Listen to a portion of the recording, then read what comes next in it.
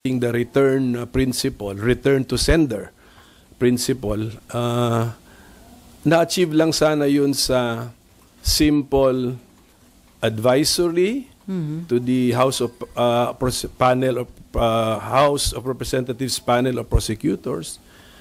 And don't worry dun sa 20th Congress House of Representatives kasi ang practice sa Amerika na nung pinasa nung 105th Congress sa 106th Congress yung kaso na impeachment, ang ginawa lang ng 106th Congress, nag-submit sila sa Senate impeachment sa Senate as the impeachment court ng panibagong listahan ng panel of prosecutors. So yun na yun. Yun na yung manifestation that we will pursue the case. Mayroon kami bagong nominees o bagong names ng prosecutors. So, simpleng gawin. So sir, sa tingin nyo may intention na i-divert yung attention sa ibang mga issues sa halip dun sa main issue, itong impeachment case against BP Sara? Well, konting investigative journalism siguro dyan. Just get the opinions and then the motivations of the 18. Kasi sila naman ang bumoto doon eh. And then dahil po dun sa nangyari, may mga panawagan for inhibition na mag-inhibit yung ilang allegedly bias na dito nga sa impeachment case laban kay BP Sara. Well, wag na magpa-inhibit kasi nga pinili ang impeachment nasa Article 11, hindi sa Article 6. Article 6 yung Legislative Department. Article 11. Ibig sabihin nun, yung sumulat ng ating Constitution, pwede sila actually namili ng ibang body to be the impeachment court. Ang pinili pa rin ay Senate. Therefore, let it be. So yung mga judges, yung mga senador na magiging judges, ipaabot hanggang dulo sa decision nila so that they will now state the decision, guilty or not guilty. Tapos taong bayan na ang huhusga sa desisyon ng bawat senador. Pag inhibit, nakakalusot pa siya eh. Hindi niya kailangan sabihin kung ano yung position niya, guilty ba or not guilty. Na-excuse pa siya, tapos yung kanyang absence ay pabor pa sa not guilty. So sir, to avoid yung impression na bias yung ilang senator judges, kailangan ba o possible ba yung gag order? Ang nag-gag order kasi ang korte sa mga parties eh. So ito na, disiplina na lang po ito. Disiplina na lang po. Reminder na lang kasi si Senate President, although lamang siya sa amin, actually kapantay din namin siya kasi in the sense na lahat naman kami parehong may mandato galing sa national constituency. So payo na lang being the Senate President, ang aming Senate President din abogado naman, nag-practice din siya. Magpapayo na lang siya na please stop commenting on about the case, lalo na sa merits of the case, kasi pinagbabawalan nga natin yung mga parties eh. Pinagbabawalan ng parties na magkomento sa merits ng case sa labas ng korte. So, dapat yung nagbabawal din, mayroon din dapat sapat na disiplina to also observe. Kagaya nyo, ang sabi nyo, you observe code neutrality. The code neutrality of an impartial judge. Sir, over the weekend, sinabi nyo na hindi pa kayo ready to answer yung legal question na kapag may mga mag-inhibit, anong number magiging basis for conviction? Ngayon ba, naaral nyo na at may sagot na kayo doon sa tanong na yun? Ang logical answer, kasi hindi ko alam kung tama ako, pero sa wording lang ng Constitution,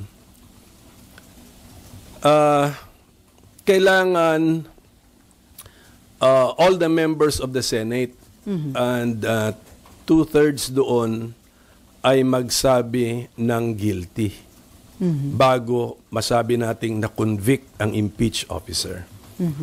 So, kung mayroong senador na absent, may sakit, siraan tiyan, nasa abroad, nag-inhibit, nandun, ayaw magsalita, ayaw magpaliwanag, tinanong, guilty or not guilty, tumahimik lang, ayaw magsalita. O lahat yung hindi counted na nagsasalitang guilty. Binibilang natin dito yung sinasabi yung salitang guilty. Yun po ang bibilangin. So considered, Hindi binibilang yung nagsabing not guilty. Hindi importante yun. Ang importante, ilan ang nagsabing guilty. So hindi nagsalita, counted as what, sir? Hindi siya nagsabi ng guilty. So hindi siya counted sa guilty. Kailangan umabot yung guilty ng 16. Pag hindi umabot, there is no conviction. Ganun lang po yun. Hindi na lang natin sasabing not guilty, but not convicted. Pero pwede din mag-abstain. Abstain, tahimik, umalis, nag-walk out, nag-absent. Pero yung abstention, considered as acquittal yun, sir? Ang abstention, hindi nagsalita ng guilty. So, hindi mabibilang sa Guilty. pagbilang natin ng guilty. At kailangan 16 para masabi nating na-convict. Okay, si Daniel? Microphone. And then Laro Nimpa? lang, illegal ba yung ginawang motion on the floor? Kasi judge po yung nag-motion nung nag-convene po kayo. Illegal po ba yun? And baka pwede rin po ba maging puntos din yun ng depensa kung sakaling iakyat nila sa Supreme Court? Pag sinabi kasi natin illegal against the law, so ano siguro ito, against the oath. I think it's against the oath. Kasi naka-oath ka na, and then sasabihin mo you will render impartial justice. And yet, kinampihan mo na yung argumento ng isang partido. Pero, well, it has happened, and then hindi naman pinagbotohan na actually inatras eh. Inatras naman ni Senator Bato eh. Pero hindi naman kayo nagkaroon ng impression na well-planned yung nangyari kasi parang gano'n ang naging impression ni Senator Risa Hontiveros. Well, if that is what you call a well-planned action, 'di ba? Parang pinapa-withdraw yata kay Senator Bato, ayaw niyang i-withdraw eh. Tapos so I don't know if it might have been planned, but it was not well planned. Okay. Okay, Jan. Sir, masasabi po bang na paboran yung defense sa naging action po ng Senate, and on what way po na kung napaboran po sila doon sa buot ng 18.5? Kung ang delay at saka ambiguity ay pabor sa impeached officer, masasabi natin na paboran si impeached officer. Kasi number one, na delay talaga. Nag-recognize ang Senate Impeachment Court ng pause. Pause. This is a pause consciously made or adopted by the Senate Impeachment Court. Nag-pause siya eh. Conscious niya ginagawa. And then nag-introduce siya ng mga legal concepts and proceedings or procedure na masasabi nating hindi supported by the words of the Constitution and the Senate impeachment rules. Hence, it is inviting what? Yung sinabi ko noon, it's inviting a case. And a case equals delay. So, yun po yun. So, yun po yung danger na nangyari doon. Sir, from Marlon Ramos, get well soon. How do you feel about other senator judges openly lawyering for the defendant in the Senate impeachment proceedings? Well, katulad na sinabi ko, since kaya nga sinasabi natin, 'di ba, ang impeachment halong judicial legal plus political. So, yun na po yun, meron din political price to pay. So, I will leave that to the judgment of the Filipino people. So, sila na po. Kaya nga, hindi nga ako conscious na naka-live pala tayo noon. Nalimutan ko na ganun palang interest sa impeachment. Naka-live na yata kayo, coverage. So ganun. So, ibig sabihin nun, ang taong bayan na talaga ang mag-judge po sa kilos, actuation, salita ng ating mga senator judges. Okay, before Mab, sir, yung kampo ni BP Sara, nag-submit na sila ng formal entry of BP Sara's lawyers. Patunay po ba ito na buhay at umuusad na yung proseso ng impeachment against the Vice President? Oo nga, pero pagkabasa ko, meron yatang ad cautelam pa, pati yung appearance. Ang ibig sabihin ad cautelam with caution. So, isipin mo, so ibig sabihin mo, meron pa silang gustong sabihin na Nag-a-appear kami, pero may pag-iingat. may mga kondisyon ito, ha? O may mga, so ibig sabihin nun, hindi ko alam kung ginamit nila na dahilan sa ad cautelam notice of appearance nila ay yung order ng Impeachment court. impeachment court noong June, ano pet sabihin? June 10. June 10. Oh. So imagine mo kung wala yung ganun, kung straightforward lang yung order. Oh. Mag-ad cautelam appearance pa ba ang mga abogado? Oh. Dapat ano lang yan, straightforward. Bakit? Kaya magtatanong ka, bakit with caution pa ang appearance nyo sa korte namin? Ano palang ibig nyo sabihin?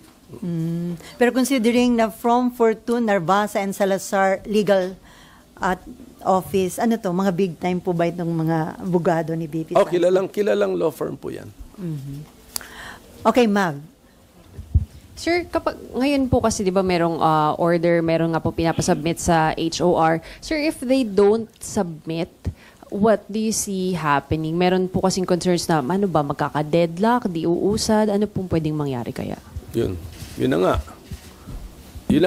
That's my point, na it should have been a straightforward procedure na lang.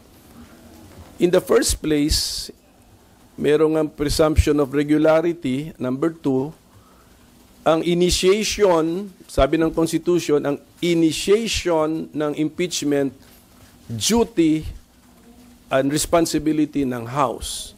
Ang trial and decision-making sa impeachment, duty and obligation ng responsibility ng Senado. Nag-file na nga ang House. Bakit pa namin sinasabing, i-certify nyo nga na hindi unconstitutional yung ginawa nyo? Siyempre, nung kumilos ang House, siyempre sa mata ng House, hindi naman unconstitutional yung ginagawa nila.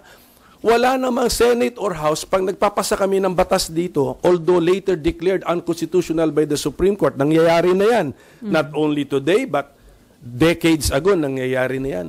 Hindi po consciously pinapasa ng Kongreso yan na we will consciously pass an unconstitutional law. Sa mata namin, when we passed it, it was constitutional. Although, nung further study ng Supreme Court, declared unconstitutional. So, ganun din yun. When the House passed that verified complaint, which became the articles of impeachment, sa mata nila, for sure, hindi unconstitutional yung ginagawa nila. O ngayon, binalik na namin para sagutin kami na, siyempre, hindi unconstitutional sa mata namin when we made it. So, it really caused unnecessary delay. It introduced a maneuver, a detour na hindi na kailangan gawin. It introduced legal concepts na not so clear ang meaning. When number 1, we could have just assumed it, and then number 2, we could just have asked them simply without returning. Okay. Isang follow-up lang po. So, sir, ano nga pong mangyayari if they refuse to answer yung clarification at yung attestations? Hindi lang yata yung refuse to answer or even fail to answer while the 19th Congress House is still existing. Yun yan eh. Pwede kasing hindi ka nag-refuse to answer but inabot ka na ng June 30, 12 noon. So yun na, nag-i-introduce tuloy ng other legal questions. Kaya nga, I hope the House of Representatives, being a party to the case, sila nga ang nag-initiate nitong kasong ito, they should try their best to comply with the order of the Senate Impeachment Court. Kaya nga paano doon Comply sila kasi party sila at sila ang nag-file ng impeachment case. Pero sir, yung second order, parang mahirap nila i-comply. Hindi pa naman daw, wala pa yung 20th Congress. Ano na yun? No. So pag pinanganak na yung kausap. Yung kausap ng Senate Impeachment Court sa second paragraph, hindi pa pinapanganak. Okay. Another question from Marlon Ramos. Is there a need for the Senate to wait for the Supreme Court's intervention even on matters that impeachment court could decide on? No, do not wait for the Supreme Court to act. Ang Supreme Court, hindi namin consultant. Huwag namin itratong consultant at Supreme Court. So tuloy lang Lahat dapat. ng mga maliit na bagay, pasa sa Supreme Court. Pasa. Hindi po, hindi consultant ang Supreme Court. Sa dami rin ng caseload ng Supreme Court. Anyway. Pero sir, follow pa. And- Di ba I think dalawa yata yung nakapile sa Supreme Court. And And then parang wala pa silang ginagawang decision. So ibig sabihin, sir, talagang parang gusto lang nila magtuloy lang talaga yung impeachment. Tingin niyo ba? Yung mga kaso sa Supreme Court, pag na-file na, let them be. Let them be. So, and then kung may TRO, sunod tayo. Pag walang TRO, dapat naniniwala tayo sa inumpisahan nating procedure. So, ang message ba tingin niyo ng Supreme Court is talagang dapat ituloy lang sa Walang message ang Supreme Court. Hindi siya political body. Basta, siya, korte siya eh. Hintay lang tayo, passive lang ang korte. Pag mag-issue ng order ang korte, tapos party ka dun sa kaso, susunod ka. Okay. Pag walang order ang korte, that means pwede mong ituloy yung proceeding na kine-question. So sabi niyo, hindi Do not niyo- interpret anything sa Supreme Court kasi apolitical siya, dapat insulated siya from politics, tsaka based on the law lang ang kanyang interpretation. So sabi niyo, hindi consultant niyo ang Supreme Court. Pero lagi sinasabi ni SP Cheese, kung meron kayong reklamo, you are free to go to Supreme Court. Sa taong bayan naman yung kausap niya. Pero wag yung attitude ng mga senador na pasa na yan sa Supreme Court, pasa na hindi natin consultant ang Supreme Court. Pero sa taong bayan yan, kung may nakikita silang hindi nila na nagugustuhan na pangyayari, pwede namang i-question sa Supreme Court. Victoria and then Nympha and then Myla. Sir, dun sa issue kung may delay, ang laging sinasabi nila SP ni Attorney Tonggol, wala namang delay kasi maghihintay ka pa ng reply ni VP tsaka ng House Prosec. So in the meantime, may pinasagot lang sila pero yung timeline is same lang daw. Yun na nga, but you're inviting some people to go to court. That is it. Yun na yun. Samantala kung diretso lang yan, wala nang issue-issue. Klarong-klaro ito eh. Ano ba itong return? Ano ba itong meaning nitong return? Pwede maganda ata, ipa-interpret sa court ito. What is the real meaning of return? So, etc. Sa ngayon, wala pa nagka-file. So, we are not bogged down in court cases yet. Kaya nga, dun sa mga, kaya nga, kung mapapansin nyo, yung mga, may mga abogadong or even mga framers of the Constitution, against sila sa decision, and yet they're not filing. Because it may even be a trap. When you file, back down ka na ngayon sa court cases which takes, sa pag-file, pagbigay mo pa lang ma-notice yan, pag-mail mo pa lang sa tapos na, July 28 na. So it might even be better to just wait. Ganun. Sir, malaking factor po ba sa mga nagiging development dito sa impeachment case against BP Sara at sa pwedeng maging handling ng impeachment yung 2028 election, considering na may mga participants na possible na may aspiring for higher position sa 2028? Ayoko na i-link sa 2028. Basta alam ko na may political angle talaga ang impeachment case kasi una sa lahat, high-ranking government official yung nai-impeach, posibleng the highest political officers eh. And then ang ginawa pa nating impeachment court, Senado pa, mga politiko din. So may politics involved, pero dahil sa umabot ka na ng Senado, pinagkatiwalaan ka na ng taong bayan at klaro naman sa Constitution na part ng job description mo yan, anytime pwede ka maging judge sa impeachment trial, tapos nag-oath ka pa, you will render impartial justice, ang assumption ng taong bayan, kaya mong gawin yan. Diba? So, sana nga.